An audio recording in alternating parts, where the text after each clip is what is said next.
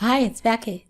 A couple of years back, former Articulate staff member Jeanette Brooks put together a tutorial on building what Articulate called a CNN-style Q&A. These CNN quizzes often include the use of blurred images.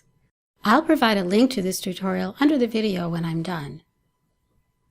The Becker College Accelerated Studies program asked me to take a look at the quiz and see if I could build something similar in Storyline, with placeholders for the photos so they could change pictures for each lesson.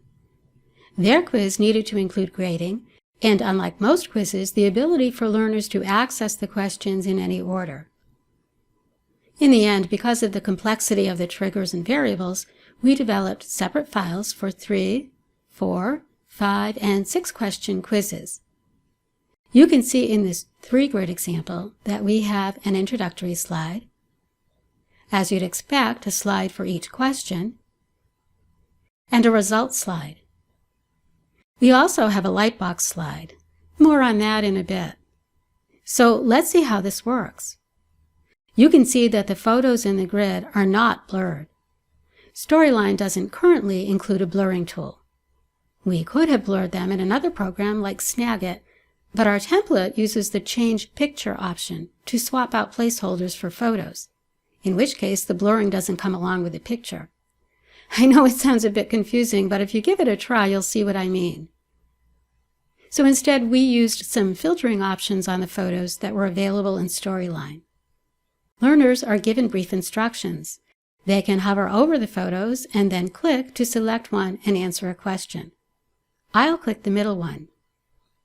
This is the lightbox slide I mentioned earlier. Since learners can answer the questions in any order, and since that's probably not what they're used to, we wanted to alert them to that. But we also wanted them to know that once they click Submit, they've committed themselves. This prompt only appears the first time they select a question. Did you notice that the photo in the top right quadrant is an enlarged version of the middle grid photo? This is the photo associated with this question. As I hover over the grid, note that the hover state is available only for the first and third grid icons, which is a subtle indication that learners can click on those to navigate elsewhere. Because we're already on the question slide for the middle photo, with no need to navigate to it, there's no hover state.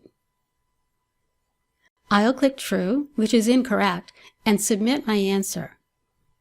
Now that the question has been answered, the photo in the top right is no longer filtered, and the middle grid photo now has an answered label and has been disabled. Instructions tell me to click a photo to continue. I can select either the third or first questions. I'll choose the first and answer it again incorrectly.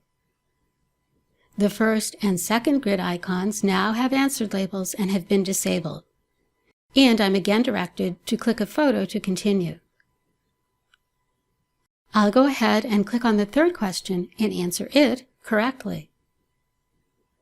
Now that all 3 questions have been answered, the prompt has changed to a Continue button, which will bring me to the results slide. By default, Storyline shows scores with 2 decimal points, so this would have read 33.33%. We inserted a trigger on the failure layer of the results slide that uses a text variable to round that up. As with other Storyline quizzes, learners can review and retry the quiz. As I mentioned, you can download a working sample of this quiz at the Articulate community link provided below the video. And if you have any questions or comments, please give a shout out at the community.